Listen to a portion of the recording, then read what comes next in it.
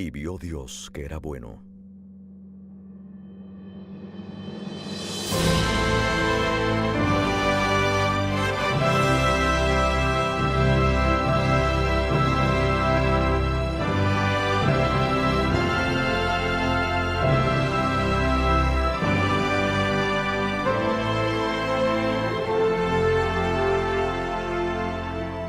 Y fue la tarde y la mañana del cuarto día.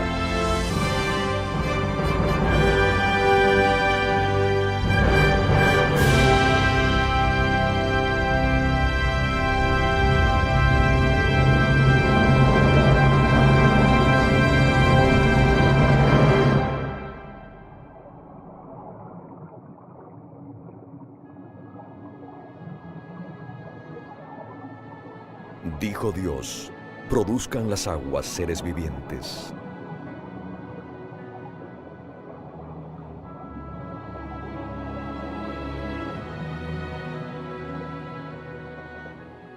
Y aves que vuelen sobre la tierra en el firmamento de los cielos.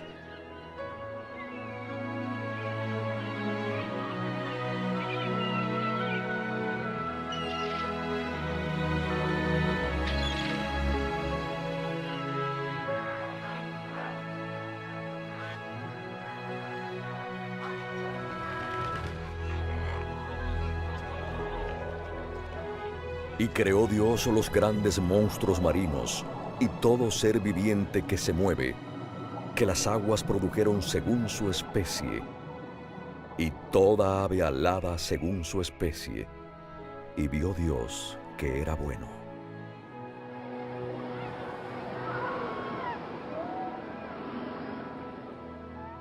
Y los bendijo Dios, diciendo: fructificad y multiplicaos, llenad las aguas en los mares, y multiplíquense las aves en la tierra.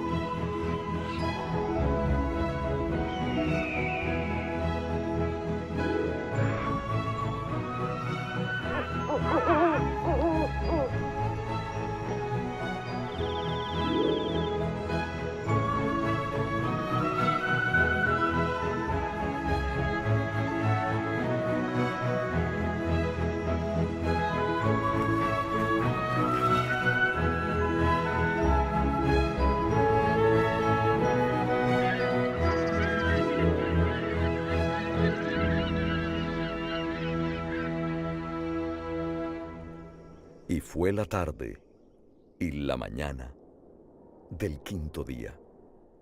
Luego dijo Dios: produzca la tierra seres vivientes según su especie, bestias, serpientes y animales de la tierra según su especie. Y fue así.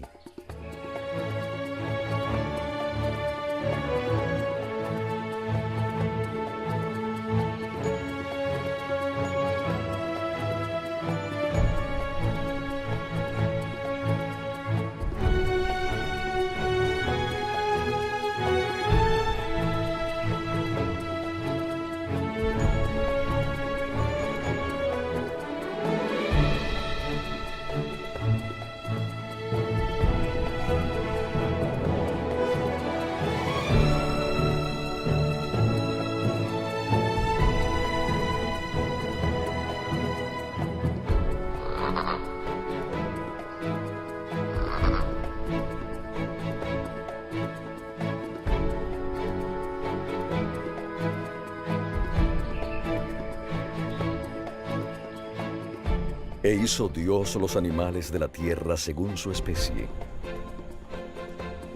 ganado según su especie, y todo animal que se arrastra sobre la tierra según su especie.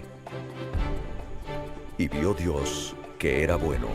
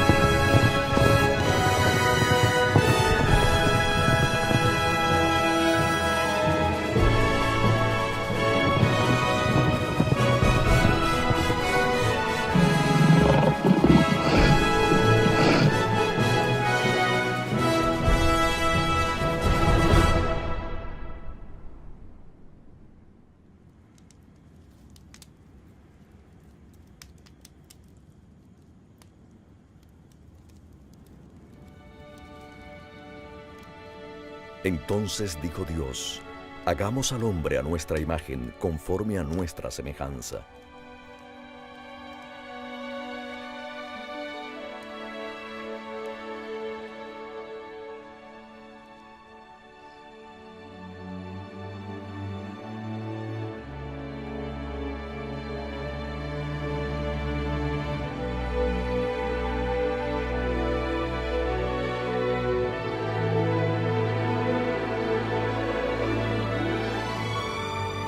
Entonces Jehová Dios formó al hombre del polvo de la tierra.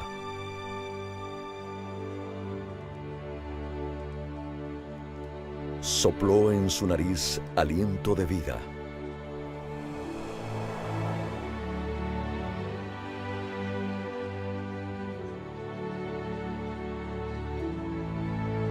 Y fue el hombre un ser viviente.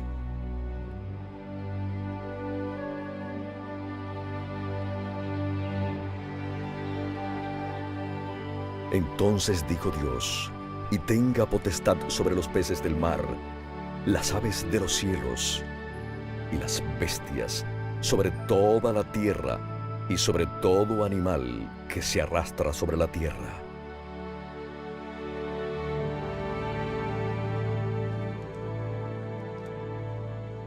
Y creó Dios al hombre a su imagen. A imagen de Dios lo creó. Varón y hembra los creó.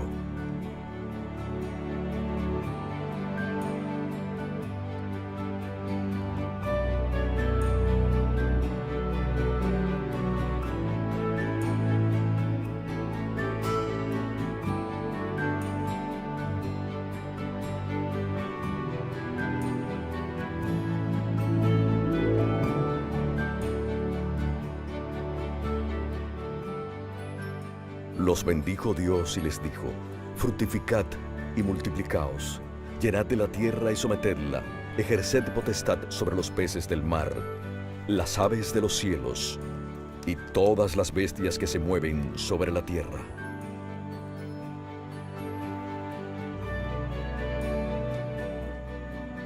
Después dijo Dios: mirad, os he dado toda planta que da semilla, que está sobre toda la tierra, así como todo árbol en que hay fruto y da semilla. De todo esto podréis comer, pero a toda bestia de la tierra, a todas las aves de los cielos, y a todo lo que tiene vida y se arrastra sobre la tierra, les doy toda planta verde para comer. Y fue así.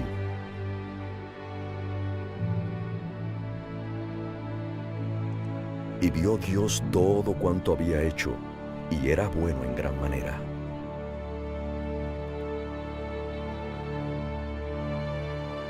Y fue la tarde y la mañana del sexto día. Fueron pues acabados los cielos y la tierra, y todo lo que hay en ellos.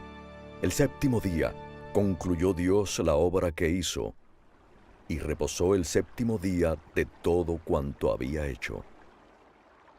Entonces bendijo Dios el séptimo día y lo santificó, porque en él reposó de toda la obra que había hecho en la creación.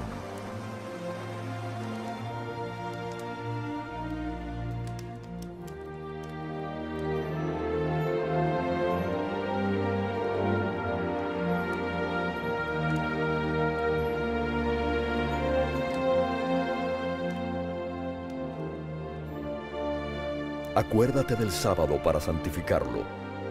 6 días trabajarás y harás toda tu obra, pero el séptimo día es de reposo para Jehová, tu Dios. No hagas en él obra alguna, tú, ni tu hijo, ni tu hija, ni tu siervo, ni tu criada, ni tu bestia, ni el extranjero que está dentro de tus puertas. Porque en 6 días hizo Jehová los cielos y la tierra, el mar y todas las cosas que en ellos hay, y reposó en el séptimo día. Por tanto, Ha sido Jehová... tan bueno conmigo. Quiero alabar su nombre, quiero alabar su nombre, quiero alabar su nombre. Dios ha sido tan bueno conmigo. Quiero alabar su nombre. Aleluya. ¿Ok? Así va a ser. Vamos a cantar.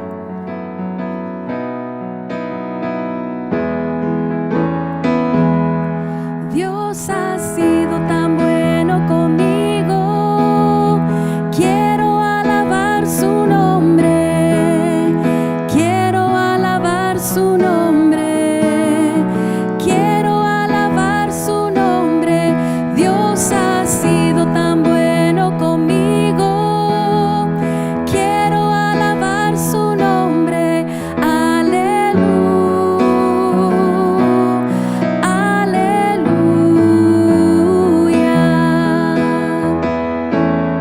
Dios ha sido tan bueno conmigo. Quiero alabar su nombre. Quiero alabar su nombre. Quiero alabar su nombre. Dios ha sido tan bueno conmigo. Quiero alabar su nombre.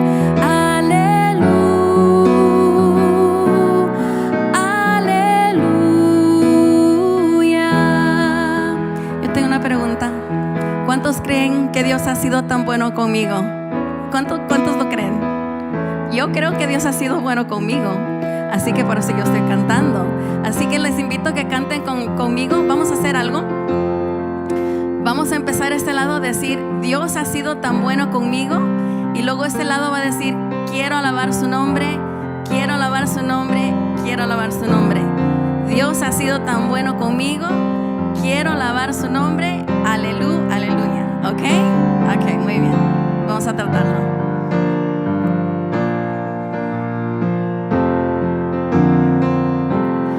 Dios ha sido tan bueno conmigo. Muy bien.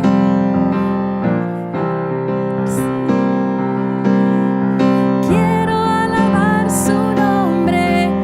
Estás bueno conmigo.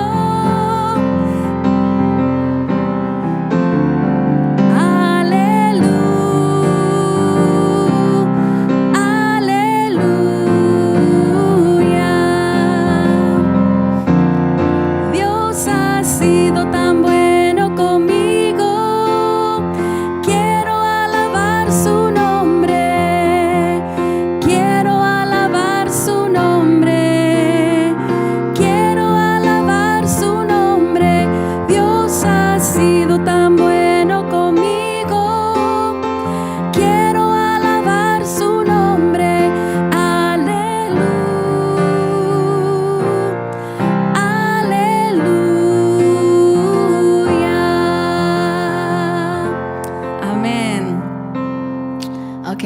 vamos a cantar el próximo y ya va a ser el último, así que vamos a cantar todos juntos. Ese sí vamos a tener las palabras proyectadas. Cantad alegres al Señor, habitantes de toda la tierra. ¿Somos habitantes de toda la tierra?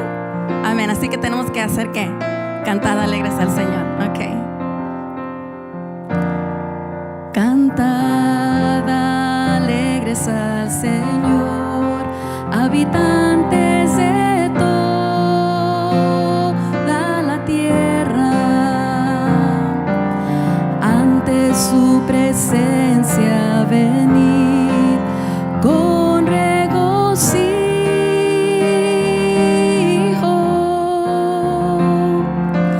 Reconozcan que Jehová es Dios. Él nos hizo y no nosotros mismos. Entrad por sus puertas con alabanza. Ante su presencia con regocijo.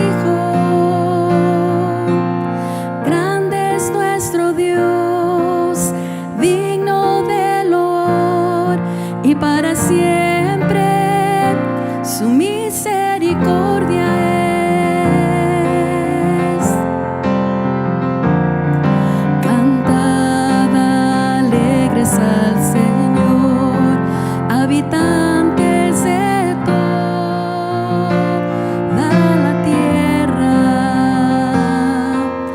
Ante su presencia venid con regocijo.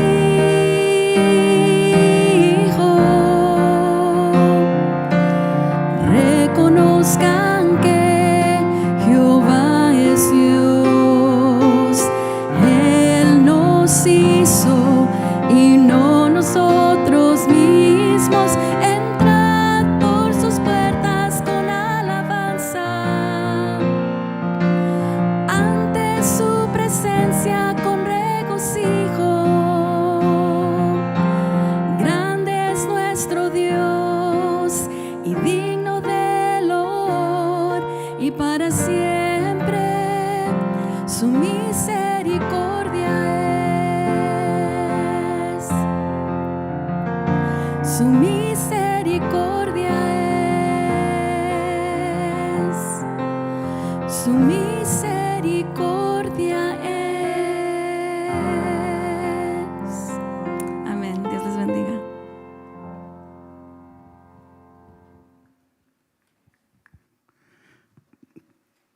Pueden tomar asiento, hermanos. Ya están sentados, ¿verdad? Muy buenas tardes, ¿cómo están?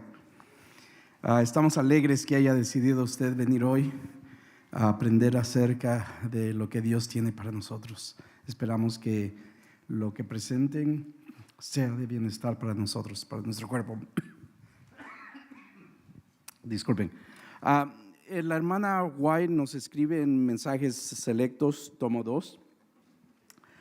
Dice, Elena G. de White recibió una visión en la que se llama la atención de los adventistas. ¿Quiénes son adventistas aquí? ¿Cuántos tenemos? Hay varios, ¿verdad? Entonces creo que esto era para nosotros, todos los que somos adventistas. A ver qué es lo que nos dice. La importancia de la buena salud y la estrecha relación existente entre el bienestar físico y la experiencia espiritual. Las instrucciones que recibió se referían a una cantidad de aspectos importantes de la vida, incluyendo el régimen alimenticio, el valor del aire fresco, el empleo del agua, la vestimenta saludable, el ejercicio, el descanso, entre otras cosas. Y dice, me fue mostrado que la reforma pro salud es un ramo de la gran obra que ha de preparar un pueblo para la venida del Señor. Está tan íntimamente relacionado con el mensaje del tercer ángel como la mano lo está con el cuerpo. Y espero que no salgamos de aquí mancos, ¿verdad? Que salgamos de aquí con nuestras manos bien estrechas a nuestro cuerpo. Hacer clara la ley natural e instar a a que se le obedezca es la obra que acompaña el mensaje del tercer ángel con el propósito de preparar un pueblo para la venida del Señor. ¿Cuántos queremos que venga el Señor? Que venga pronto. Tenemos que hacer algunos cambios en nuestras vidas y seguir lo que Dios quiere para que esto pueda suceder y pueda suceder rápido. Quiero invitarles a que nos postremos de rodillas y tengamos una palabra con nuestro Dios, los que podamos postrarnos de rodillas, por favor, y hablemos con nuestro Padre Dios. Padre nuestro que estás en el cielo, santificado sea tu nombre. Te agradecemos, mi Dios, porque nos amas tanto y nos perdonas nuestros pecados. Te agradecemos también porque nos has dejado una luz. Ayúdanos a no ser oídos sordos a los consejos que nos das.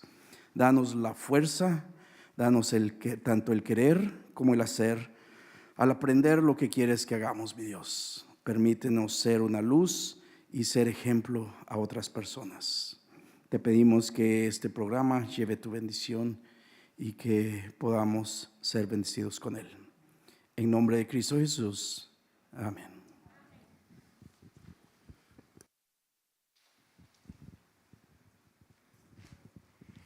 Buenas tardes, familia. And hello to our guest. Hello, we're very happy you are here with us from the various churches. Familia, saben que nuestro predicador, el Dr. Trammell, va a hablar en inglés en algunos minutos, así que si quieres que se te traduzca al español, levanta tu mano y tenemos 3 personas que van a traer equipo. Levanta tu mano si prefieres en español. Perfecto. We're just trying to get the kits out for the translation, so we're ready to go. So give us 1 second. Levanta tu mano, por favor, para la traducción y ya vienen aquí el equipo para dar que aquí enfrente hay varios. Tenemos 2 aquí, 2 acá.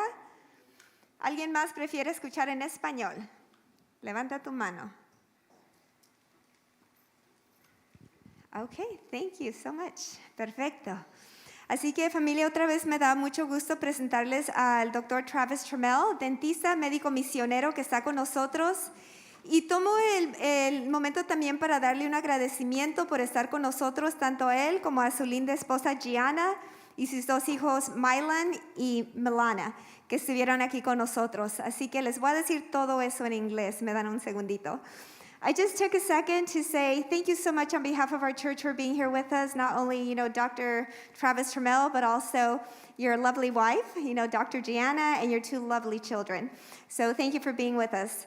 Así que con eso, hermanos, les dejo con ustedes al Dr. Travis Trammell. Your time is yours.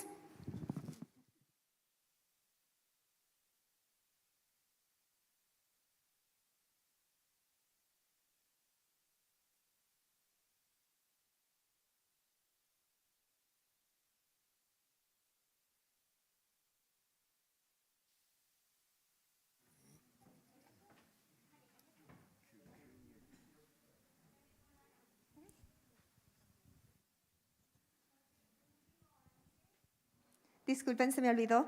Algunos de ustedes cuando reciben para traducción, reciben estos, que son earbuds, que es como un alambrito. Estos son para regalados, son para ustedes, porque cuando lo usan, pues, está en el oído y pues no, para más higiénico. Así que son tuyos para cuando en otra ocasión los necesites, los traes, ¿ok? Así que son estos, son para llevarse. Los otros sí podemos usarlos otra vez. Muchas gracias.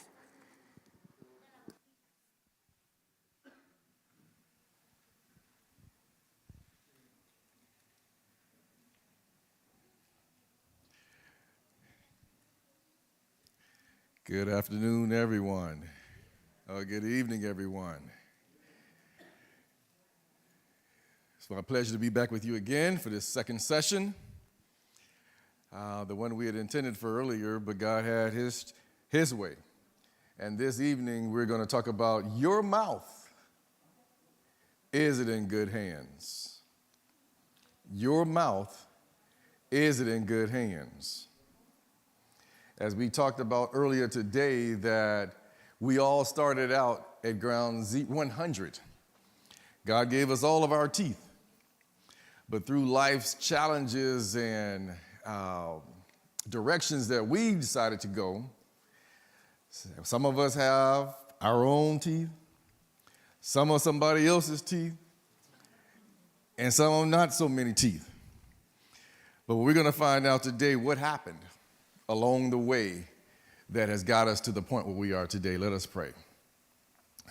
Father God, we just want to thank you again for blessing us. Thank you for the spiritual food you gave us this morning and how we want to be made whole. Thank you for the physical food that we were able to go home and eat. And now bless us one more time, Lord, as we learn about our mouth and is it in good hands. But Lord, please remove me from this podium and replace with you, that the words that I speak may not be my words, but words that you speak through me. Guide us, we pray, and help us to all learn something that can lead us closer to you. We love you and we thank you in Jesus' name. Amen. All right, your mouth, is it in good hands? As we talked earlier, 3 John 1:2. Beloved, I pray that you may prosper in all things and be in good health, just as your soul prospers.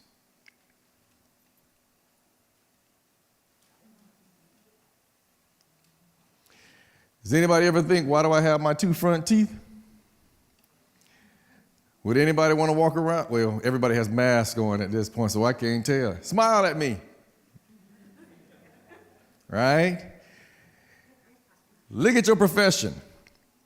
If you were in customer service, if you were in where we got retail, if you were in the school system, if you was working the front desk, customer service, what's the first thing you see? You see that smile. So if you look like this, who's going to be the first hire? Right? If you're in a dental office and that was your receptionist, what would you say? Well, if you can't fix your own coworker's teeth, how are you going to fix mine? Right? So, why must I have my 2 front teeth? And see, we want to look at this song. Everybody stops and stares at me. These 2 teeth are gone, as you can see.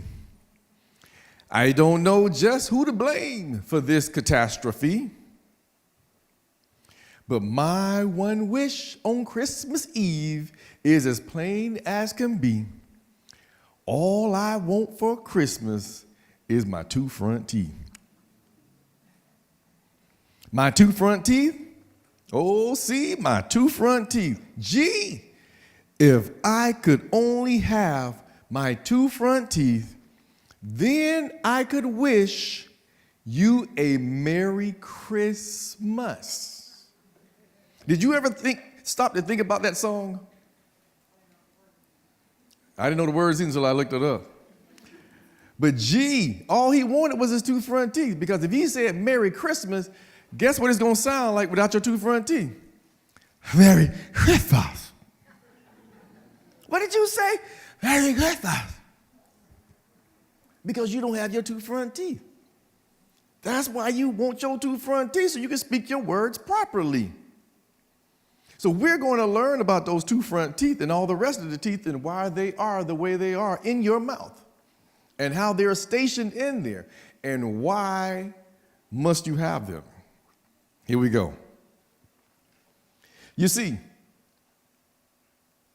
there we go. Most people replace the missing teeth. Most people. To improve their appearance while smiling. How many of you would smile? You would love your mask on, right? If you were missing your 2 front teeth. Right? You don't want, because most people just walk around like this. Hey, how you doing? Yeah, because you're afraid of your smile. Because when you're smiling and talking, that's the first thing people see.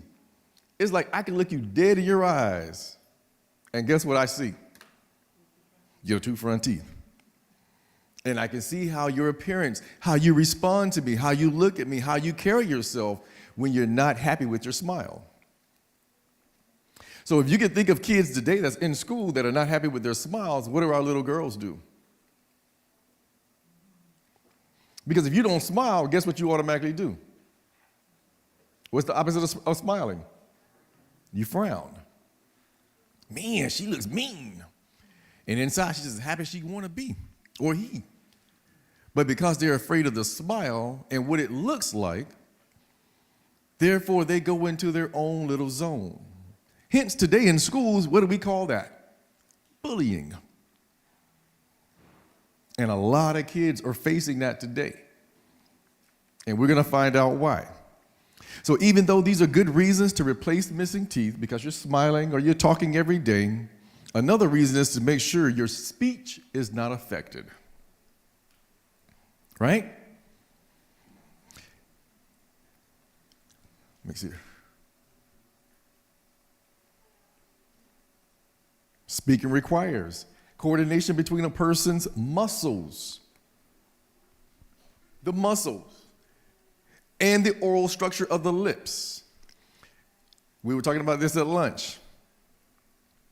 Great-grandmothers, nursing homes, maybe at home care, they're missing all their teeth. But they're happy as they can be, right?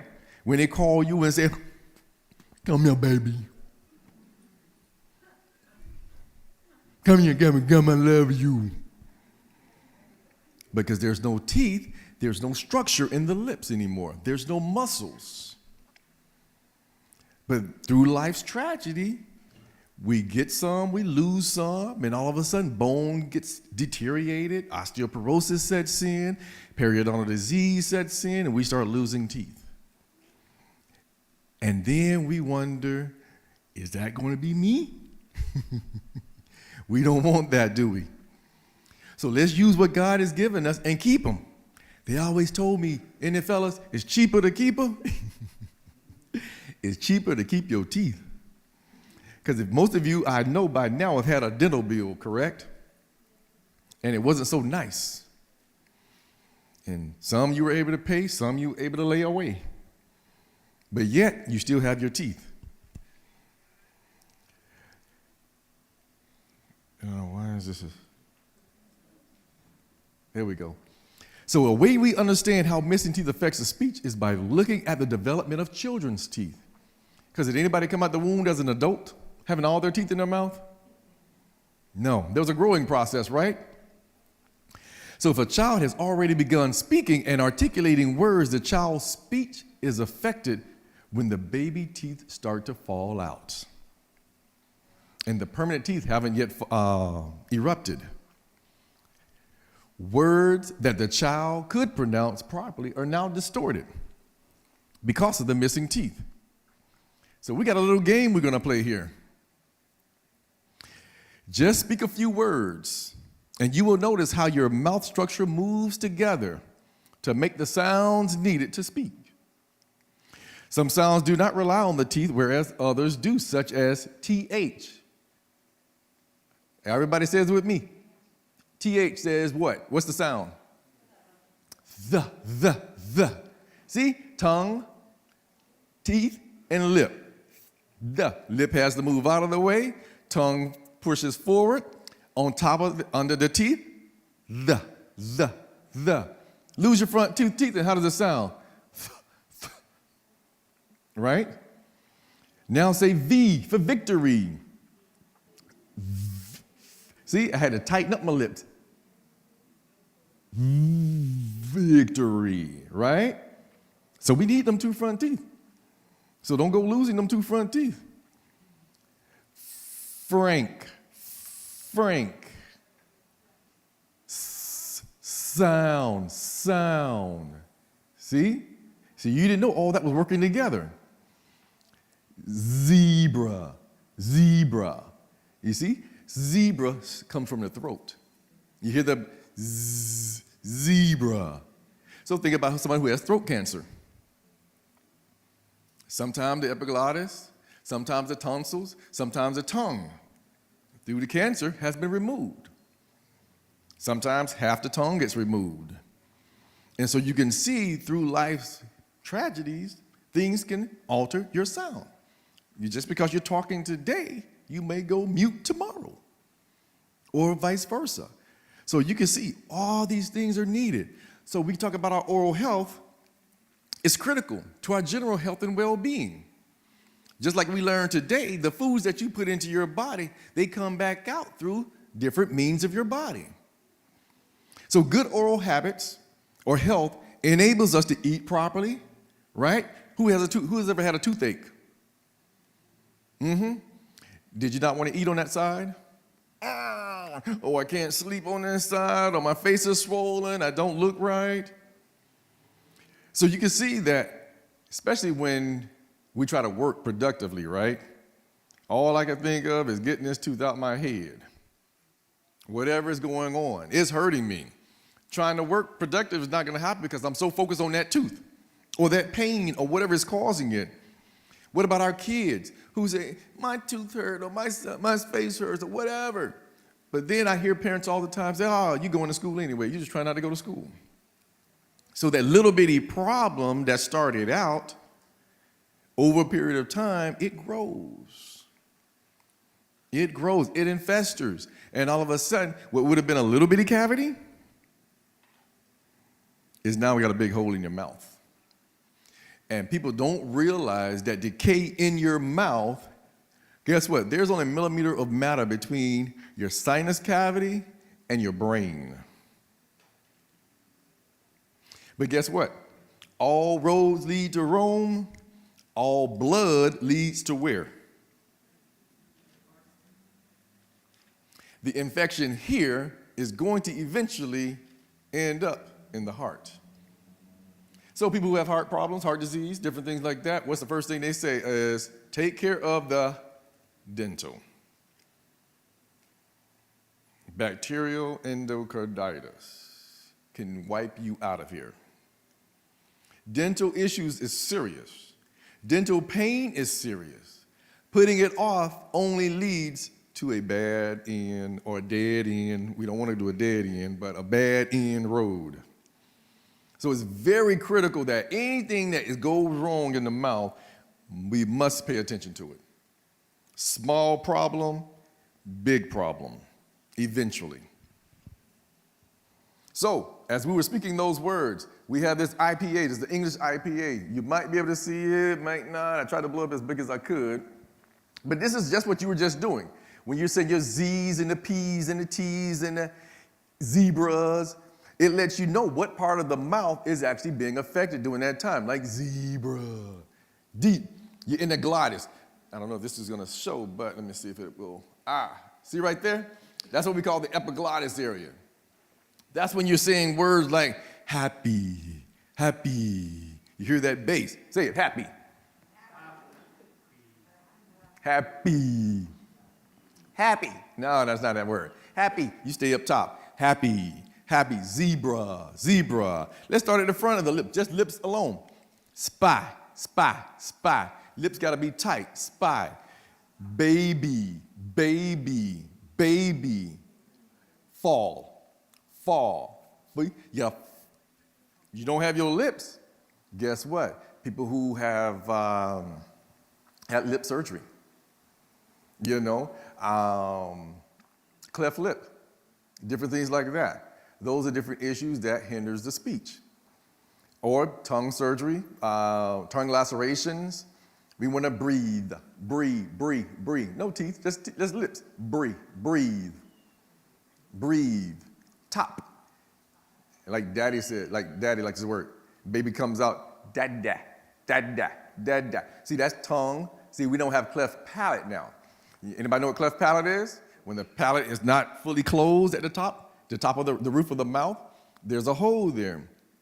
And usually, cleft palate, say daddy, because that tongue got to go up there, daddy. So if there's a hole there, that tongue continues through. And you never get to form the breath. That's what ends up happening. So you can see through different problems and different things in the body, when the body's not properly formed, we have speech issues. Then I always talk when I'm doing it in schools, and I want to talk to preschool parents, because if you're pregnant, vice versa, very important years. Because the foods that you're feeding the kids at that point in time, or that you're actually eating yourself, is actually nourishing the unborn fetus. So if you got your cravings, which aren't healthy cravings, you're only giving ammunition to the unborn fetus to have those same cravings when they come out. So if you're high in sugar, guess what the baby's going to have? High in sugar. And high in sugar does what to the tooth buds? Causes decay. You ever seen a baby who comes out and all of a sudden, oh, you guys are pretty, until he smiles and then everything is silver? You say, wait, those teeth just came out. What happened? The sugar got the tooth buds before they erupted. So when they came out, they were very flimsy teeth. So they didn't have a chance. So when we talk about the mouth, it's the gateway to the rest of the body, providing clues about the overall health. If you got bad oral hygiene, guess what? We know there's going to be some heart issues. There's going to be some diabetes going on. We know there's going to be some blood pressure issues because I can look at your gums and tell you. I was actually even able to tell a patient who I had been seeing for a while that she was pregnant because your gums change. Your gums start bleeding. And I was like, wait a minute, I just saw you 6 months ago. Your gums were tight and right. And now every one that I touched was just oozing. And she said, oh, no, not me. I leave the room. Come back. She texting. Who are you texting? Yeah, boyfriend. Because she starts to wondering, questions. What's going on? Because your gums tell you everything. They tell us everything about what's going on with the body, where you are. And I've seen different things, heart problems in the gums. And signs and symptoms will show you what's going on, but sometimes we fail to listen to them or look at them. How many of you floss your teeth? No, take that back. Re-race. How many of you have a disease?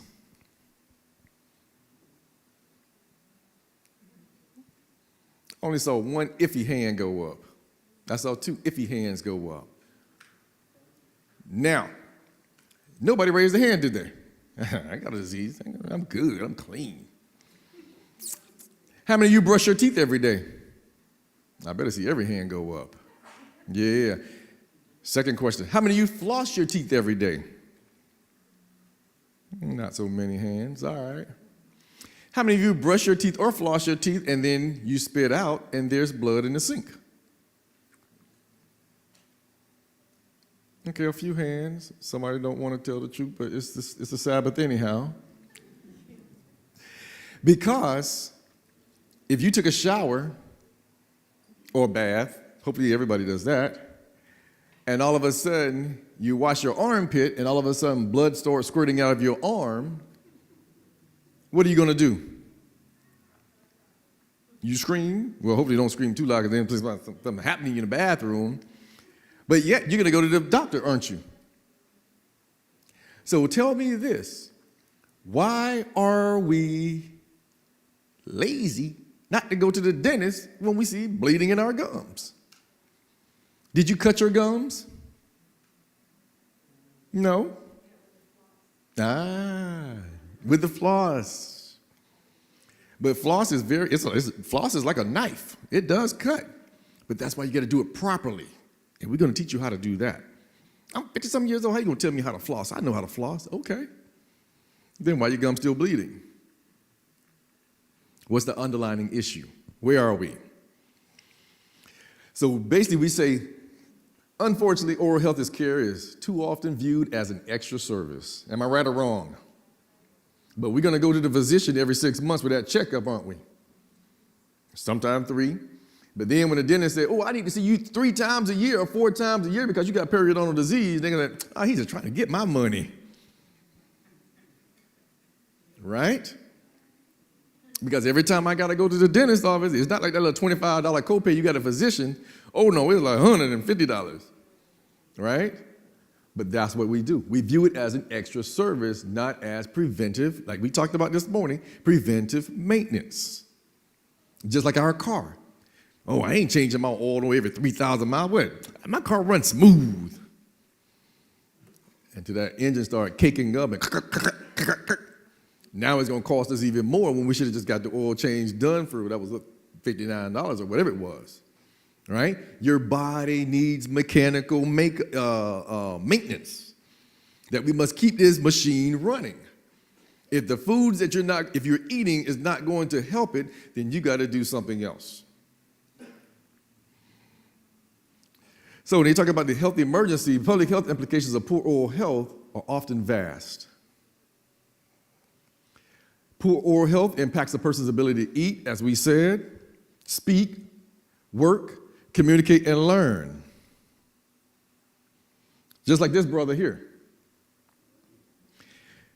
Inability to speak, work, and learn. Now, did this happen overnight?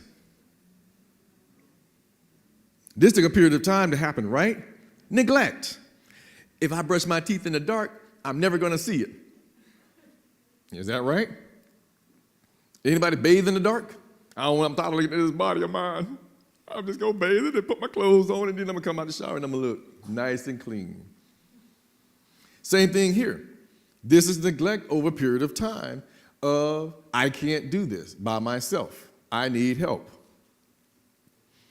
But we talk about all diseases and conditions are preventable. You started out at 0, 100. And so you had what it took to get it taken care of. But I'm tired. I don't feel like flossing my teeth before I go to bed. So I wake up tomorrow, and then I'm rushing to go to work again, and I forgot to floss my teeth again. And you can see it continues to build, and then we move into my childhood life. Did this kid know anything different? She only learns by what mom and dad teaches her. This is what I face on a day-to-day basis when I'm in the elementary schools. And what did we talk about this morning? Those orange and blue fingers? You remember we talked about those? Those things that are sticky, that stick to the teeth, and nobody is taught to clean those grooves out. You can see the grooves in the teeth right there.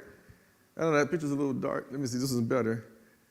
See those grooves? Everybody, if you take don't take your finger because your finger may be dirty, don't put it in your mouth. But if you take your tongue, rub it across your tooth, doesn't it kind of feel like ridges? Those are what we call grooves. Those grooves, I always say, the worst things to eat, raisins, bananas. Good for you, but they're the worst things to eat if you're not going to brush your teeth right afterwards because of the high sugar and the stickiness. We'll get trapped between those grooves, and guess what? I keep going throughout my busy day, and that sugar now turns into an acid because you got normal bacteria in your mouth as well. And it's sticking together, sticking into those grooves. You don't clean it out. It's just like a clogged pipe. A clogged pipe doesn't clean itself.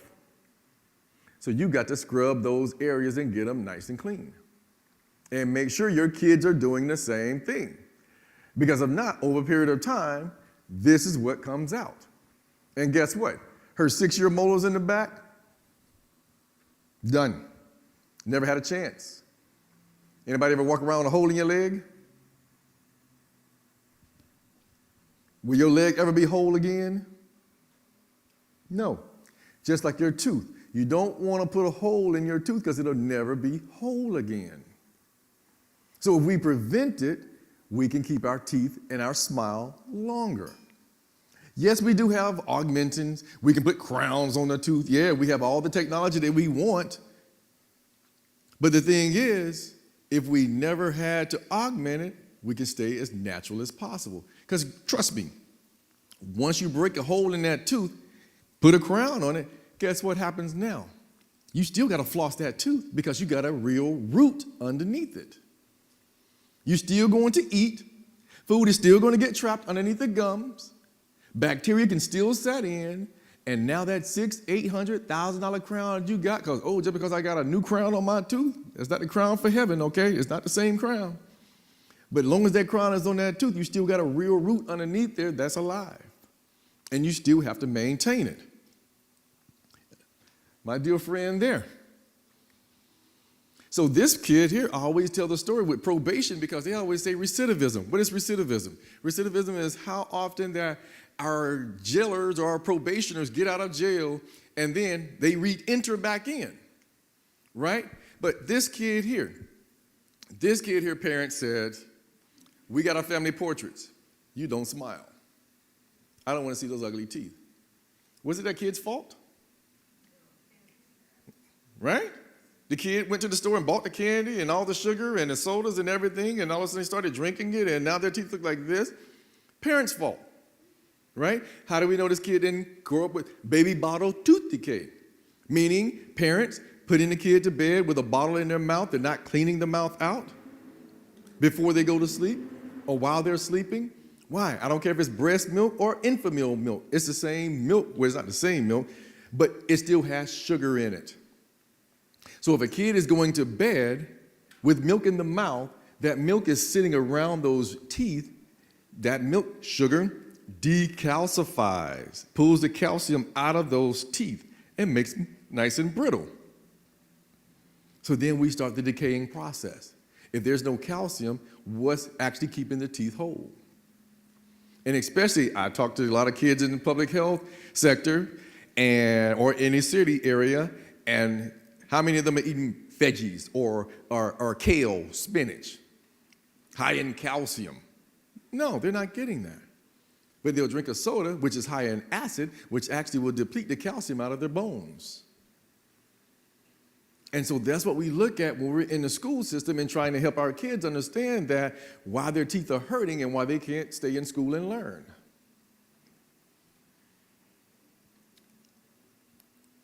So we talk about the risk factors.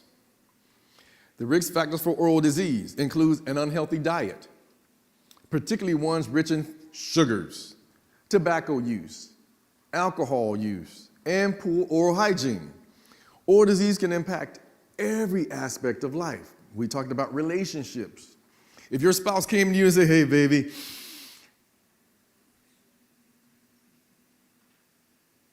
what you gonna say? Or you brave enough to tell your spouse, oh, your breath smells. You're your loved one, your breath smells. What is that odor? Because decay does have an odor. Have you seen anything decayed on the streets and the smell that it lets off? Do you think your body's going to be anything different? Like they say, you are what you eat. You eat dead carcass, you smell like dead carcass. Right?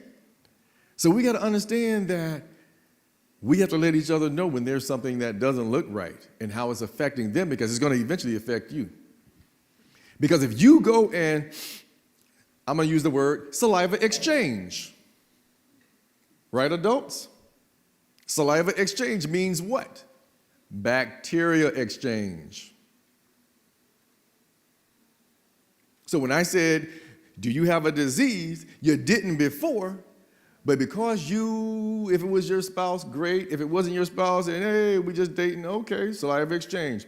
When was your last dental visit? Have you had your teeth checked regularly? Because you want to make sure that the saliva that exchanges is not one that's full of bacteria. Because now that bacteria is just like COVID, right? It goes from person to person to person, so they say, right? So now, what is bacteria going to do? It's going to go from person to person. And so when we're talking in schools, I'm talking to high schoolers, I'm talking to middle schools, and I'm talking to elementaries as well. It's the same thing. Because you don't know who Romeo is, Juliet is, and Romeo don't like Juliet anymore, so they go find Julie.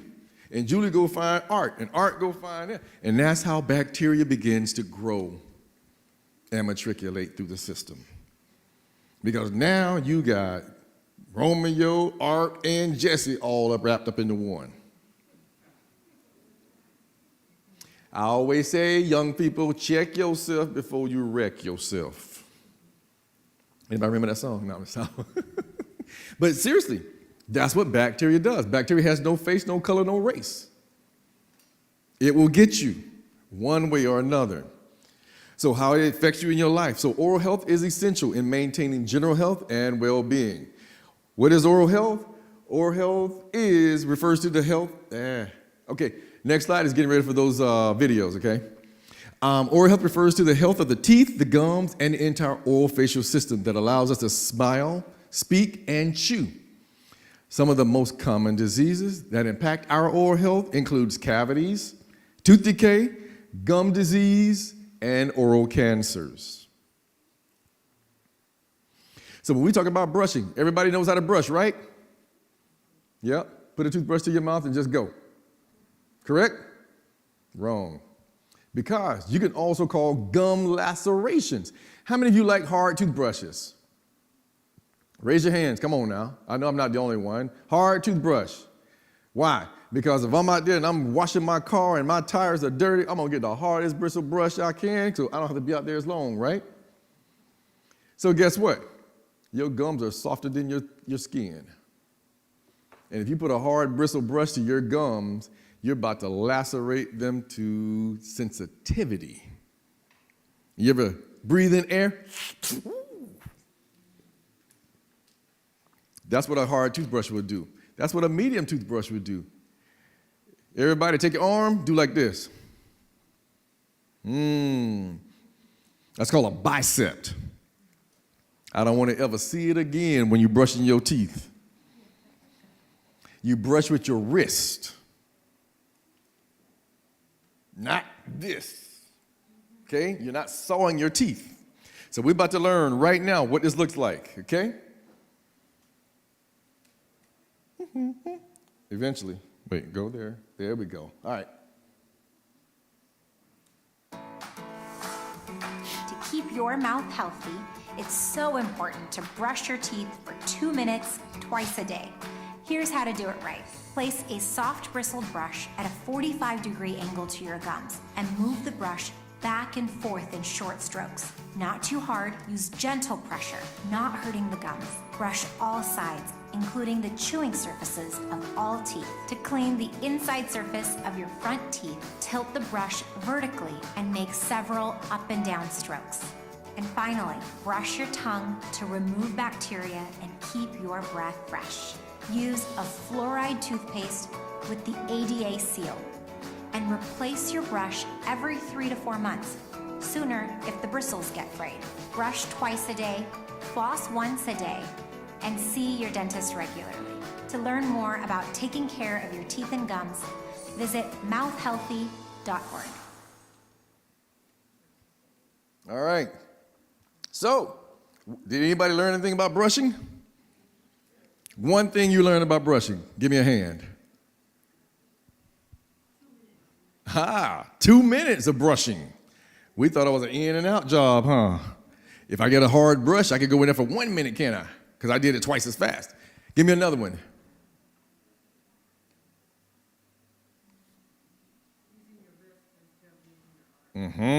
Using your wrist instead of your arm. Let's go. I got another one. I'm waiting on somebody to say it. For an extra toothbrush.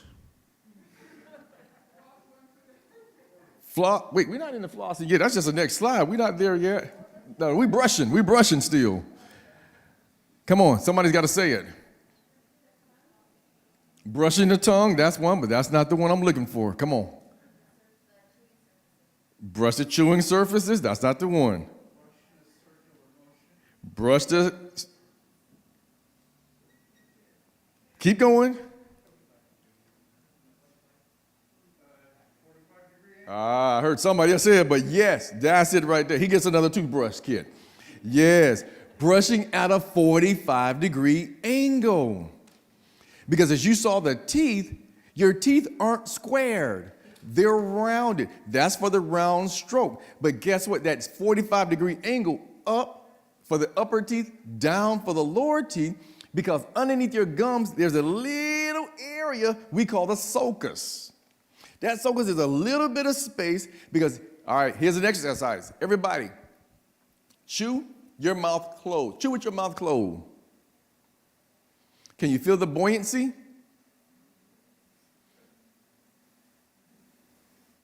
That's what we call periodontal ligaments. Those are ligaments inside your gums where your tooth sits into a socket. That's why when we chew, we don't break off our teeth. So those sockets give and pull when your teeth. So anybody heard of periodontal disease? You just killed those sockets. Those ligaments that are holding your teeth in, that's why we got, well, we're going to get into that part too. I'm getting ahead of myself. But you're going to hear that again. We got that little sulcus with those periodontal ligaments. That area in the 45 degrees keeps that food clear out of that area. Because who chew their food whole or swallow the food whole? It needs to be liquefied, right? So every time you're chewing, your gums are pulling and contracting, pulling and contracting. And once it's doing that, those gums open up, food gets trapped, and that's how we start the gingivitis process. So I always say, chew with a forkful, not with a mouthful. Because when you chew with a mouthful, those ligaments and gums that open up, the food that because you swallow and chew at the same time. Let me see it. You can't do it. So therefore, that food is sitting there getting trapped between the tooth and the gum and into those sulcuses. And if you're not going at 45 degrees up and 45 degrees down in the bottom gums, it's staying there. And when you didn't feel like brushing your teeth before you went to bed, guess what your mouth do? Especially if you have a mouth breathe. What it's doing is drying out your mouth. So now that food that is trapped, it dries too. And now we've started the bacteria phase. All right, let's get, I can keep going all day. Let's go. Flossing. Floss at least how many times a day? It helps remove food particles and plaque between the teeth along the gum line that your toothbrush can't quite reach. Let's learn how to floss.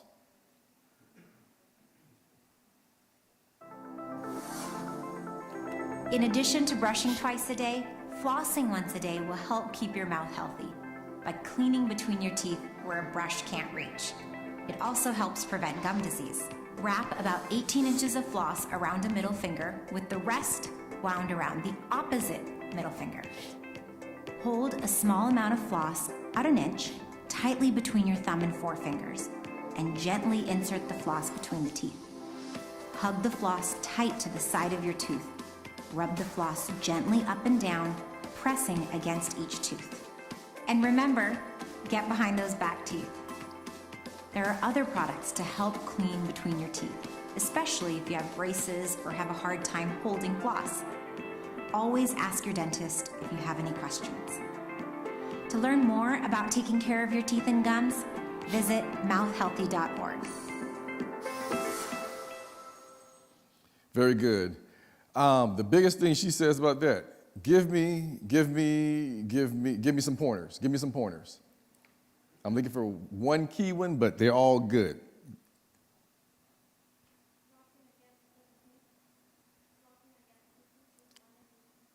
And what shape is that?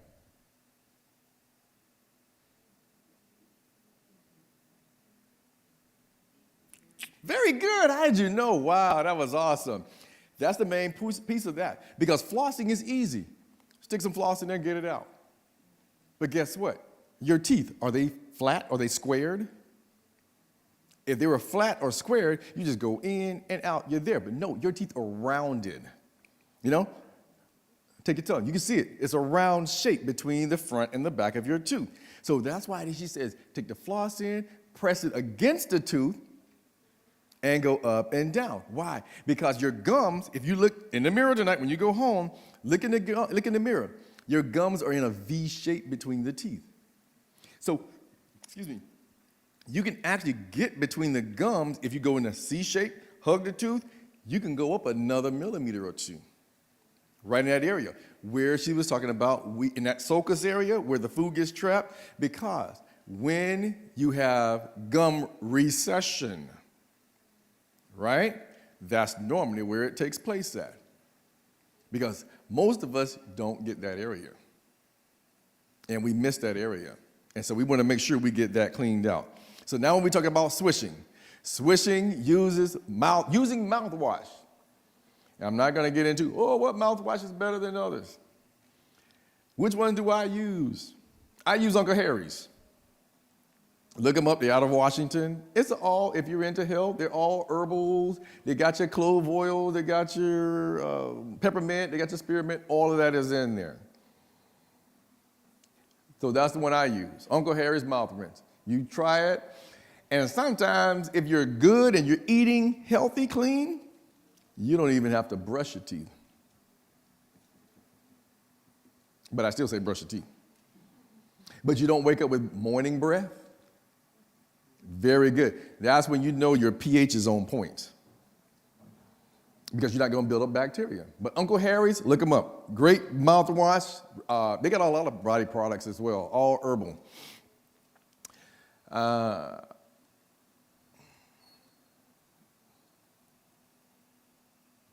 trying to find it. There we go. So we're talking about those warning signs of gum disease: red, swollen gums, or pain in your mouth, bleeding while brushing, flossing, or eating food. I have some patients who basically, when they sleep at night, they sleep with their mouth open and there's blood on their pillow. That's how bad that bacteria is. And that's how infectious it is, because basically it's oozing out of the gums. So that's why I say it's always easier to get it under control or be preventable before you got to actually fix it. The flossing is very hard to do. Hands are too big to get all bacteria. I do use a little pick sometimes, but it's just too hard. I told the dentist I'd rather go 4 times a year to get my teeth clean than to bother with flossing. But you said gentle. If something's in your teeth and you feel it, you really want that out. She said a good point there. She said, when flossing, it's hard to get her hands in her mouth. And I actually watched how she was flossing. Just from me looking from right here, I know exactly how she flossed. Because you don't floss with your hands. You floss with a finger. And as you saw her say, 18 inches, wrap around the middle finger, you guide it with your index fingers. So all you have are your index fingers going into your mouth, which easily gets it to the back of the mouth and up between the teeth. Because most time, this is how we floss. Trying to get it in, right? But if you take it, wrap the floss around the middle fingers, use these as your guiders, your right hand or your left hand pulls out your cheek. That's why I should have brought my gloves. My gloves are in the car, and I totally forgot. Your left hand pulls out the cheek. Your right hand is tight enough to go under or in between the two. So in your palate area, that's where this one is going, to guide it, right? Left hand pulls out the cheek. This side here, right hand pulls out the cheek. This one goes in, and that's how you floss. Floss with your fingers, not with your hands. Got that, everybody? Floss with your fingers, not with your hand. What is the bleeding? The bleeding is still gingivitis.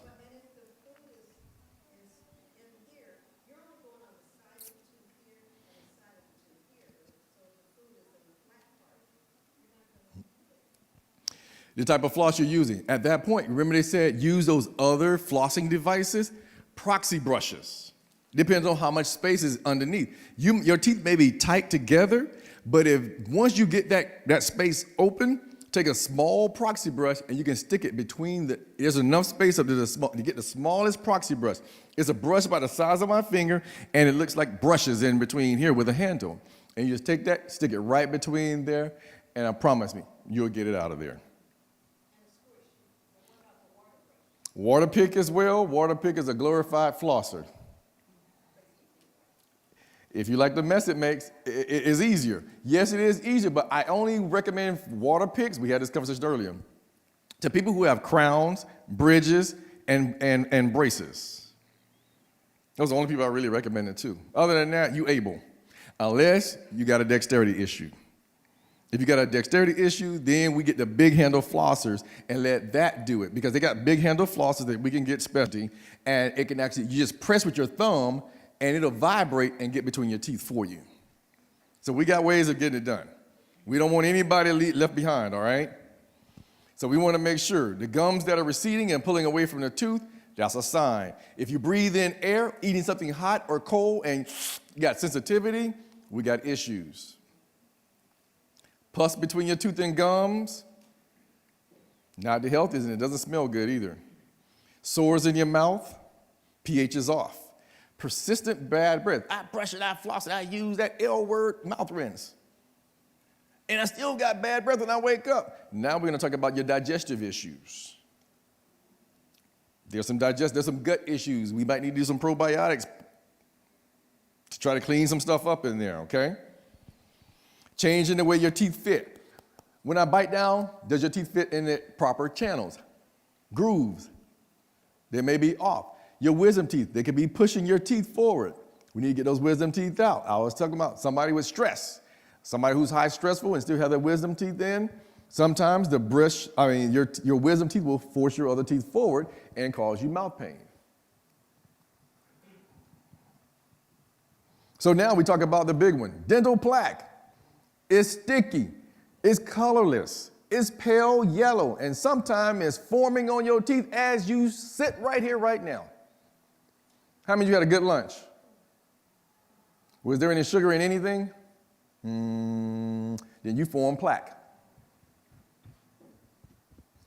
If your hands are clean and you know it, take your finger with a fingernail and scrape down on the front of your teeth and look at your fingernail. Did anything come off? That's plaque. If you take your tongue, wrap it across your front of your teeth, does it feel like cotton? That's plaque. Just now forming. So when saliva, food, and fluids combine, plaque is formed. Everybody here eat, right? You eat, then you form plaque. From plaque, the easiest way to move, we move into gingivitis. That's the first sign that we start seeing when there's blood in the sink, or we're bleeding, or we're brushing, or we're flossing, and we got a little blood that came onto the floss. That's gingivitis. Gingivitis, your first line of defense. Plaque started it. Gingivitis is now, you're into the disease phase. So it's the mildest form of periodontal disease. It's still reversible because you have not entered into the bone level yet. So floss, brush, get it cleaned out, get you some rinse, mouth rinse, clean it up, swish, and I always say do a thrust. That means a suction that gets between those teeth that your floss probably have missed. Or if you have a chance, get a proxy brush and try to get those areas cleaned out as well. So we're here for longevity. We want these teeth to last as long as, I want my teeth to last longer than me. Right? Because I don't want some of yours and some of somebody else's teeth, all right? Because they're not going to fit the same way.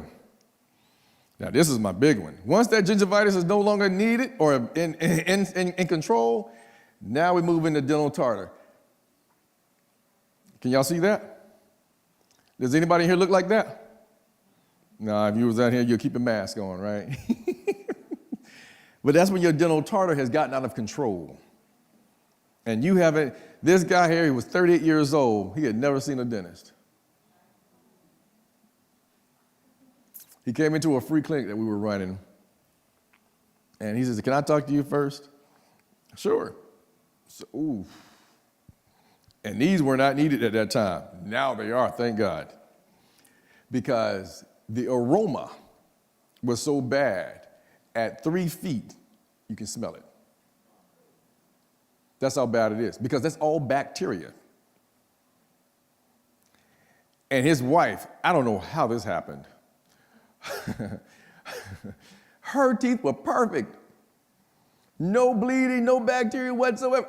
Don't ask me. I don't. What did they say? For the glorification of God, he had to spare her life. Because her teeth, we cleaned her teeth first, and she said, my husband is coming. Don't tell him I told you this, but his breath is terrible. She don't want to, because of, you got me, right? And he came up to me, and he said, hi, my wife said you clean her teeth, and da-da-da-da. Yes, good. I want you to clean mine. I said, oh, cool, no problem. But I got one request. I said, what's that? He said, What happens after you clean my teeth and my teeth fall out? Are you responsible? Oh, no. I'm like, what? So when my teeth fall out or something happens to my teeth, are you responsible? I said, did you not see the sign on the door that said free clinic? So basically, he was asking me, once I cleaned his teeth, because you have no idea, once we cut those layers off, what we going to find? That am I responsible for whatever happens afterwards? So if he lost teeth, he want me to replace them. I said, kindly, sir, I said, at this point in time, we can't touch you. I said, because you just now created a liability for us. And I'm not going to let anybody else here work on you either. What? Wait, you say you for the community. I said, I am, until you placed me in jeopardy. I said, because everybody here is thankful and grateful for the services that they're receiving. But the fact you asked me that question, which now you put my license on the line, plus my malpractice on the line, I was like, no, we're not going to touch you. But I need if you hadn't asked that question and you signed your waiver, we would have cleaned your teeth and did everything for you. But that's what we face when we're out in the community and we're saying that we're trying to serve. Because other people are out there having mixed motives about why they're there and what they want to do to you afterwards. So everybody's not always thankful for your greatness and for what you're doing for them. It's what they can get out of you after the fact. So always be wise. We always want to help, but sometimes your help you got to cut it off. It's hard. I want to be like Jesus. Jesus didn't turn people away, but he did overthrow that temple, didn't he? So to me, I had to turn him loose. I said, I can't touch you, my brother. I said, so nobody else will either. So we moved into periodontitis. Remember, plaque, gingivitis, got that tartar. Tartar is now growing and is entered into the bone. And so now we got untreated gingivitis now advances to periodontitis. Peri means around, dental, the tooth. There's a disease process that's happening around the tooth. What's around the tooth? Your gums and your bone. So now when you've been to the dental office and they take out the little poker, we call it a probe, and it's a 2, 3, 3, 2, 3, 3, 2, 2, 3. That's not the lottery. That is your gum depths. If you got anything 3, 2, 1, you're good to go. Once we got into 4, we're moving into periodontal phases. 5, 6, that's how much bone you're losing as we're going down that chart. And so now when we look at the chart, we see now that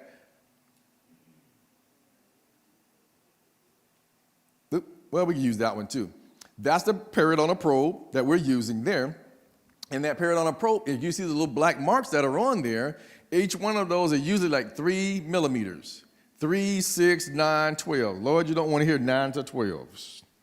Those who've been in that predicament, you know what that means, right? We're going to see the periodontist. The minimum fee is like $5,000. And he's going to do some gum surgery.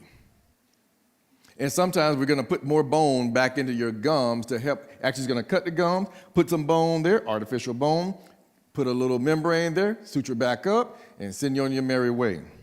And you're not going to be eating for a couple of days either. You can reverse it. But who wants to do the process? The process is the 8 laws of health. Eat correctly. Why? Because a lot of meat chewers, how many people can chew meat in 2 bites, in 2 chews, or 3 chews? You're sitting there chewing for quite a while, right? Now, how many of you, however many times you chew a piece of meat, can stand up and do jumping jacks on your ankles? If you're chewing 20 times for 1 bite, 1 piece of meat, now I want you to stand up and do jumping jacks that many times. So what I'm saying is, your periodontal ligaments that we talked about in there, it's just like shocks in your car. You keep running down a road that's straight bumpy all day long. What happens to those shocks? They wear out. So same thing with your teeth. Those periodontal ligaments, they wear out. And you can't replace periodontal ligaments. I'm sorry. It's not going to happen. But we replace it by eating healthy foods, staying off the gums, and not eating right, flossing, mouth rinsing, healthy diet. Resting, keeping the blood pressure down, drinking water, lubricating the gums. So when we talked about that periodontitis, that's what you saw, right? A lot of infection. Gums separate from the teeth, forming pockets, spaces between the tooth and the gums, and become infected. As the disease progressed, the pockets deepen, 6 millimeters, 7 millimeters, 8 millimeters, 9 millimeters. Often this destructive process has very mild symptoms. Most people, they don't know that their teeth are loose until they get that sharp pain. My tooth is wiggling. It didn't just start wiggling. It was bleeding before. The bleeding is the red light, red light, red light. But all of a sudden, it'll get better. And sometimes, like they say, the tooth becomes so loose, it may have to be removed because there's no bone attaching to it. Sometimes I get people say, oh, I'm old, so my teeth are expected to leave. Age. It could be. Bad habits over a period of 40 years, yeah, it could happen with age. Because now you see how the teeth are flat across the top? That's usually caused by the top being partials, a crown, or it could be a full denture on the top that's rubbing across your normal tooth, wearing down your normal tooth, is flattening it out. Because I don't think anybody just sitting there eating on nuts all day long and wearing their teeth out. So over a period of time, yes, age can go against you. But my oldest patient was 82, and she had all of her teeth. She had all of her teeth. So they can say, oh, yeah, age caused it. Yeah, it might. But there's still things that you could do prior to that age that actually led to that point. These are my good ones here because smokers, basically, you want to make sure you're not constricting the blood flow to your teeth.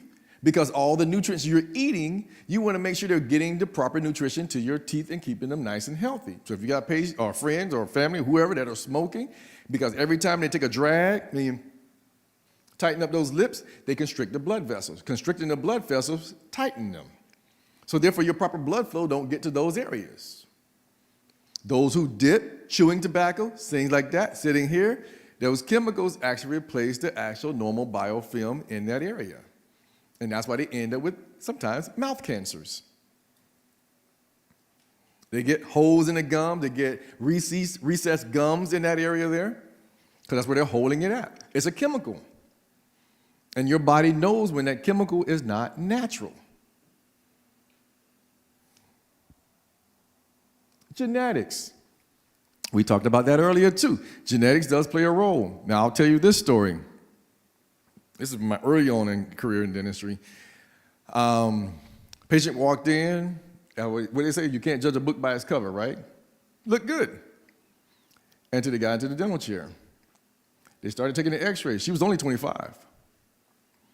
Sat in the dental chair, and of course we're in the back. We're checking the x-rays as they're coming through, so then we're ready to go in. And what we saw on the outside is not what we saw on the inside when we were looking at the x-rays. The x-rays showed broken off teeth all throughout the mouth. Broken off, broken off, broken off, broken off. There was 1, 2, 3, maybe 10 teeth that was literally in the mouth. Everything was root tips at the age of 25. And we were like, yo, are y'all taking the right x-rays? What y'all playing in there? No. What's going on? So then we go in, x-rays are done, and you already know when somebody's talking to you like this. When they're looking at you and they're talking like this, they're hiding something. And all we did was walk in the room and sat down, what happened? Guess who speaks? The mother speaks. I told her. She gonna end up just like us. Us? Who's us? My mother lost her teeth at 43. I lost mine at 45. I told her, I'm not fixing your mouth because you gonna end up just like us.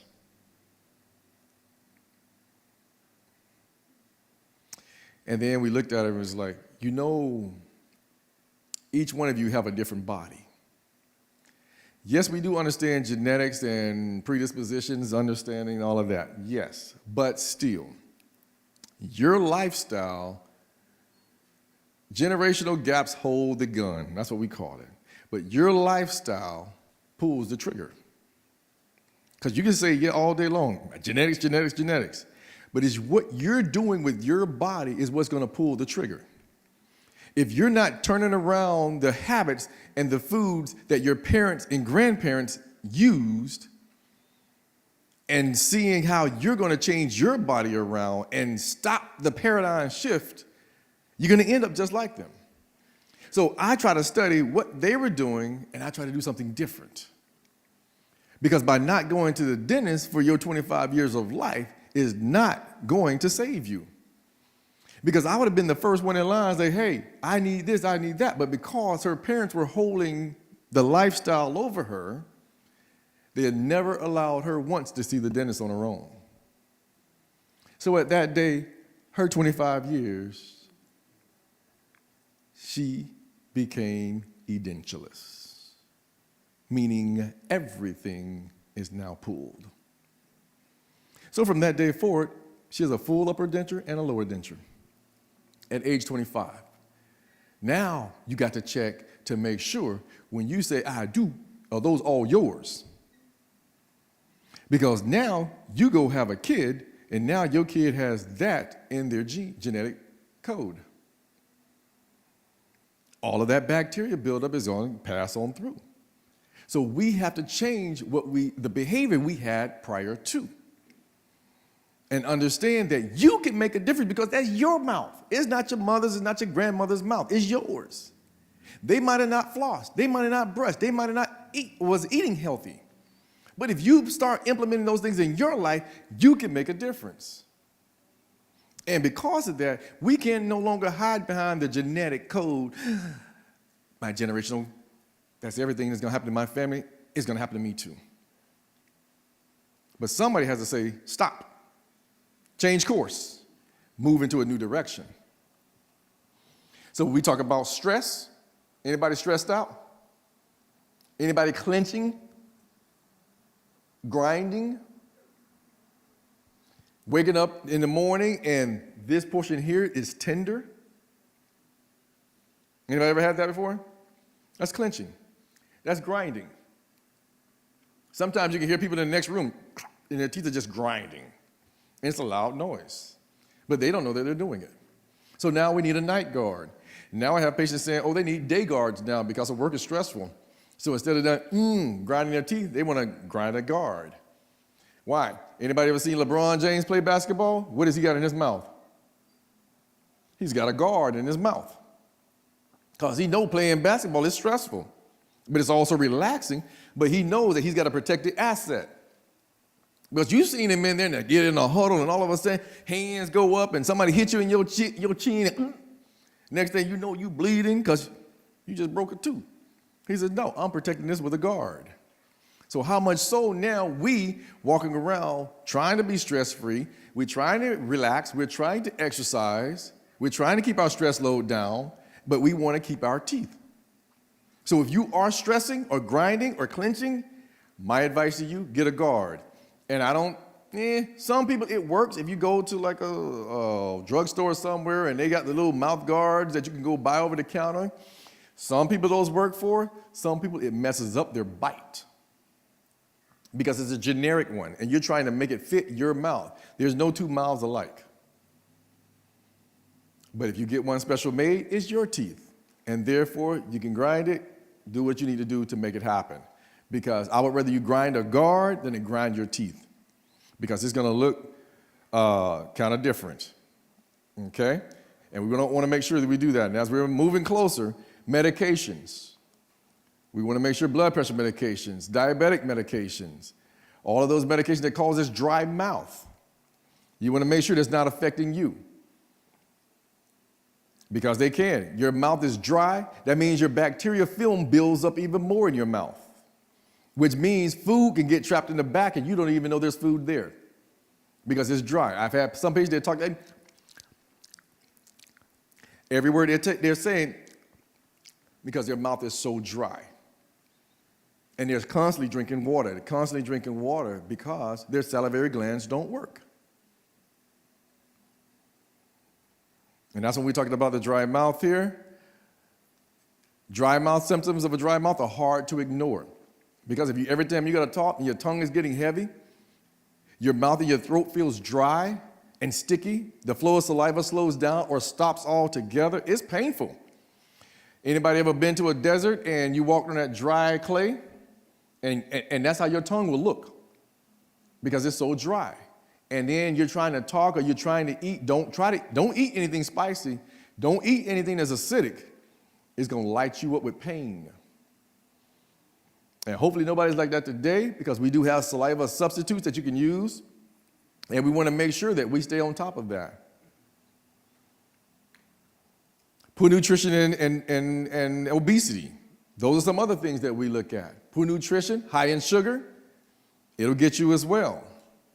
But we want to make sure for sure, as we wrap up here, gum disease symptoms. Gum disease is often silent, meaning symptoms may not appear until an advanced stage of the disease is near. So it's my prayer for you that we spread love, not disease. Any questions?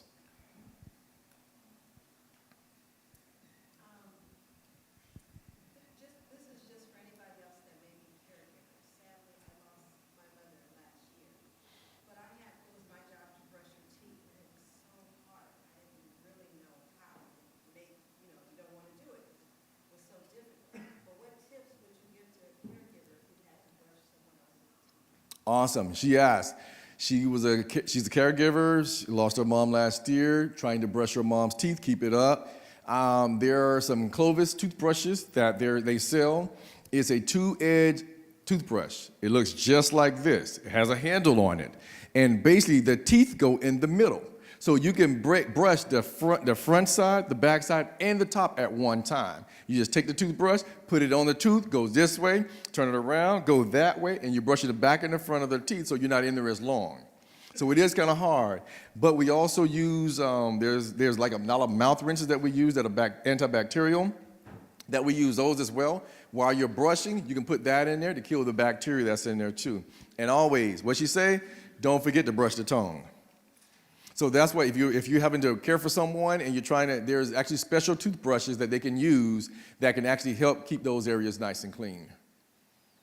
I wish I'd known that then, but yes. Questions? What saliva substitutes would you recommend? Saliva substitutes to help individuals who have dry mouth. Yeah, there's a lot of biotin products that they have. Plus, there's a lot of clove. Clove will do it as well because they'll help you to get saliva going. It's a spice. That's why it does work. Peppermint is another one. Taking peppermint oil, putting it on your tongue, moving it around, it'll help you as well. Sometimes peppermint can be, depends on how dry you are, it can be kind of spicy. So I always say take a toothbrush, just, put some water in your toothbrush, then put your oil drops on there, and then brush it around in your mouth, and it'll help you as well. So a lot of essential oils were good for that. Mm-hmm. I know you're going to run, my little lady. If you can speak loud, I'm going to repeat your question, too. Who's first? Go ahead. You're there. Go ahead. I know that there's a lot of people who had work done many, many years ago, that the material that was put into their mouth actually caused cancer. And many people have cancer, and they don't know that those metals are contaminating their blood. Can you tell us what material that is that are in their dental work? That contain mercury. There's a lot of mercury, a lot of what do you want to do? Because you get too deep into that. It's almost like they use paints. What's in paints? Correct. Same thing. There was a lot of mercury that was tainted mercury. Because it was basically people who say, yeah, give me the mercury, those are the freebies, right? I always tell, if you can afford to pay, do your composite materials or get them removed as quickly as possible. And then there'll be some dentists that will say, hey, right now with COVID, they have what they call high-speed suctions, evacuation pumps that they use. So make sure they're using rubber dams to make sure you protect the rest of the teeth and the mouth. They just isolate that one area, clean that area out, and as long as they got the high-speed evacuation tools there, then it's taking all the small particles out of the air and actually evacuating that part. So yeah, every case is a specific case, and if you can get it out, get the composite material. But like they were saying, it's supposed to last long, right? But it depends on this. This is what I tell everybody. If you had a car, you left it out in the snow, you see a lot of East Coast cars that have been snow driven and plowed, and what do they do after a period of time? They oxidize, right? Same thing. You chew ice. Ice is what? Cold. Your mouth is 98 degrees. Ice freezes, heat expands. Your teeth don't expand or contract. So what happens when you ice it and then you heat it up? It breaks, it chips, or it actually fractures. So any ice chewers? Anemics? Put the ice away. You don't want to chew ice, period.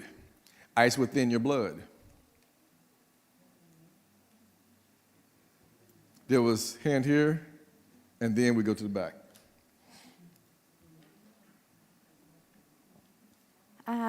Thank you, by the way. This morning you mentioned that if we keep a pH or HP to a certain, or we pH. can't, yes, sorry, then we can stop cavities? Is that what I understood? Or we can get, okay, so I got it wrong. I read a book called Stop Tooth Decay long time ago. Okay. And they mentioned that there are certain people in the world that never went to the dentist because of the way they ate or because of genetics. So at this point, if we decide to take care of our teeth the right way and eating the right things, how long would it take to get that health back in our mouth? It doesn't take long. Your body will respond immediately. The thing is, you want to do is, and this is what most people I always talk about, they want to run to natural remedies last after they've tried everything else. I say if you stay on God's plan first and stick with the plan, He's going to take care of you, like He said. But I always say, you still must eat. I had some missionaries tell me before, I eat healthy. I do all the right cloves and all the right ointments and everything, and I got the right herbs, and my teeth are still falling out. And I said, hey, when's the last time you've been to the dentist? Well, I didn't need to go to see the dentist. I'm like, well, you do. I said, because there's some things you can't clean. You can't clean underneath your gums. Food is in your gums regardless if you decided to floss or brush or not. As long as you're eating and there's some sugar in your food, you're going to get plaque. Plaque is going to build into gingivitis. Gingivitis is going to, and if you never flossed and brush your teeth correctly, which we just learned tonight everybody gets a fresh start. And so those are the things that we want to look at now. So how long does it take? Everybody's bodies are different. Keeping your pH between, what we say, 6.3, 6.8, slightly acidic, not too neutral, but slightly acidic, because you got stomach acid. So you still got to maintain that digestive juices in there. And if you're brushing and flossing, eating the right thing, still see your dentist at least every 6 months to make sure that there's nothing that's being missed.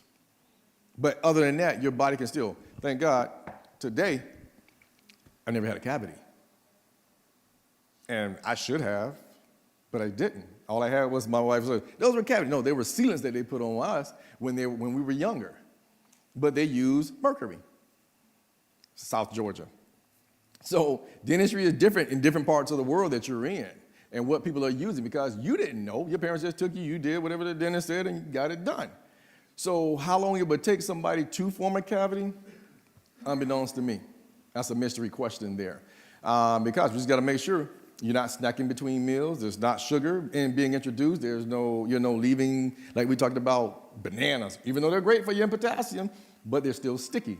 and you get them in those grooves. So make sure you clean those grooves out, things like that. I heard a long time ago that you should wait 2 hours after eating before brushing because eating can soften your enamel. Is that true or false? I never heard that one. Okay, good. Yeah, no. Waiting 2 hours, and who's clock watching? Yeah, exactly. So you can brush right after eating. Okay, thank you. Your enamel is the hardest thing on your body. So to soften it, it's going to take a while. That's a long time.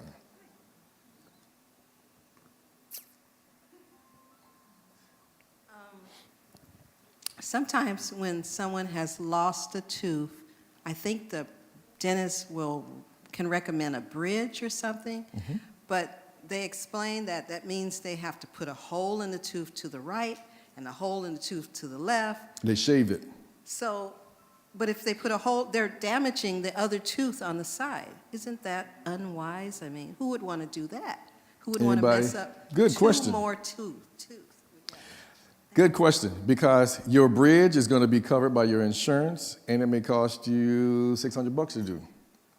Versus replacing that one tooth if they want to put an implant in there. And we talked about this earlier as well, that if you put one implant in the United States, that's anywhere between $3,000 to $5,000 for that one tooth.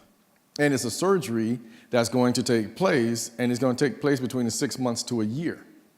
So if that's your front tooth, why do I need my 2 front teeth?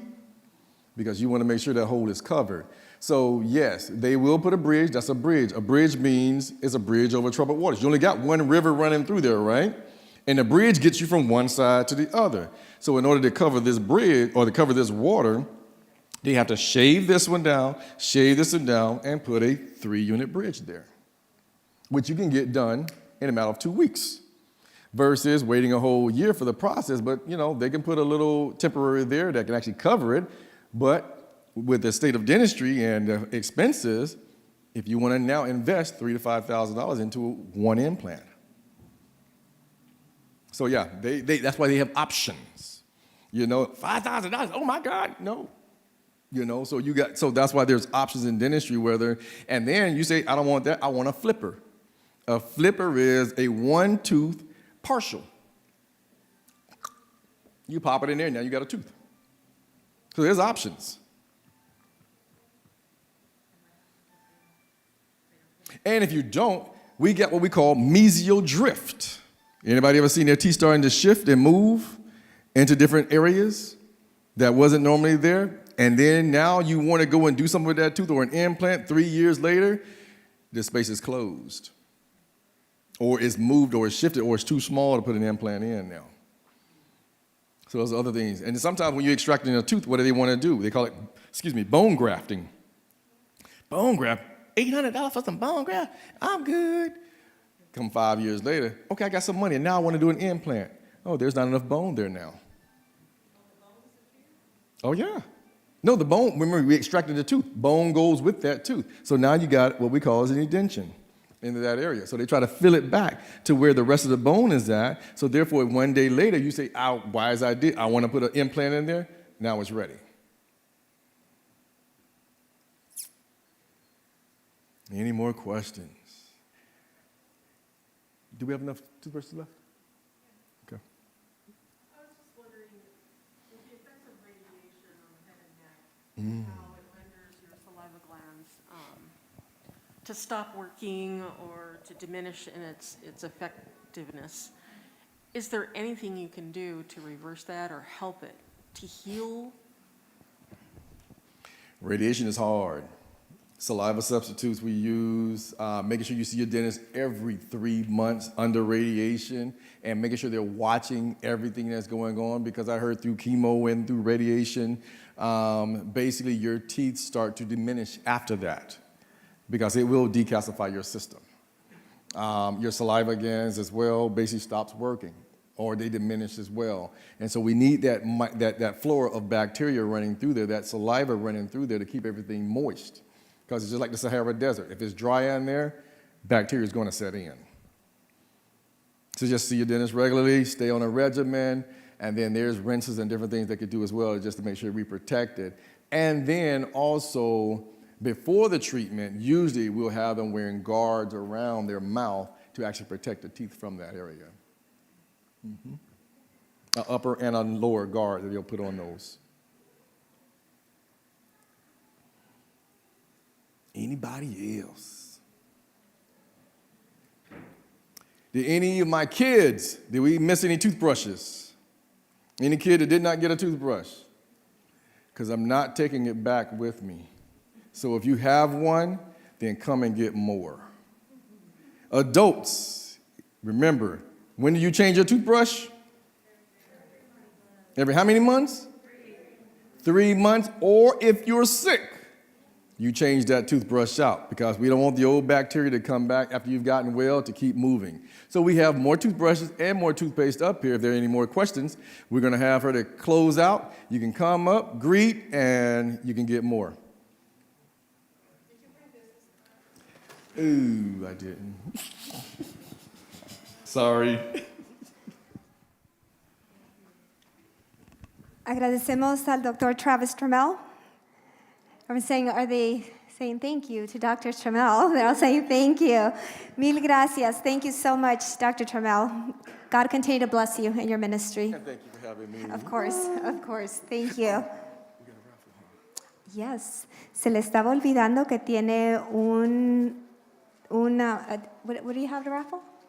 What kind of, oh. Thank you. Trajo el doctor esto para regalarle a alguien. Vero, ¿tienes los números? Vero nos ayudó cuando estaban registrándose a escribir sus nombres, les puso un número al lado y se va a escoger un número y la persona que sea ese número, cuando llegaste, se te va a regalar este cepillo de dientes, dice profesional. So we're going to be giving this toothbrush away. When you came in and registered, there was a number attached to your name, and so we're going to get the list right now. And I don't know what number is going to be chosen, if we're going to stick to the same number or we're going to change numbers. So you're going to have to tell us what number you choose to see who is going to get this lovely gift. We went to go get the list over there. I think Veronica had the list.